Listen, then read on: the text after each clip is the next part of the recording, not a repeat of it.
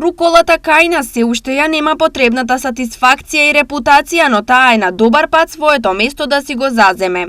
Оние кои го сакаат нејзиниот магичен вкус и арома ја употребуваат како салата или како додаток во голем број специјалитети, но за жал повеќето граѓани никогаш и не пробале, и тоа најчесто поради нејзината цена. Јас не го потребувам и не ви кажам право, не знам точно што е. А убаво е за тоа за салата може се користи. А има, гледам рукола има тука, ама малку е поскапа неколку и не сум ја потувала, кажувам, а знам дека е убава за јадење. Користите ли рукола? Не.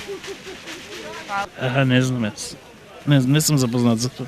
Дали руколата ја има во секое годишно време и зашто најчесто ја бараат граѓаните? Ова е секојдневна употреба се употребува и преку цела година го има, произведува се. Тоа е како магданоса, нон-стоп си го има.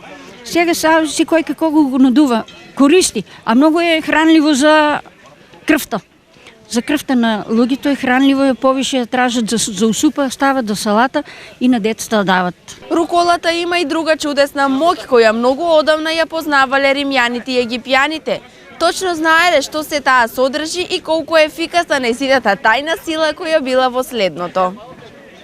Руколата е силен афродизијак, чие друго име е дрога за љубов. Позитивно делува на либидото, ја зајакнува потенцијата и помага во синтеза на полови хормони. Руколата содржи високо ниво на фолна киселина и антиоксиданси како витамин С, К и А, па затоа успешно се бори против слободните радикали.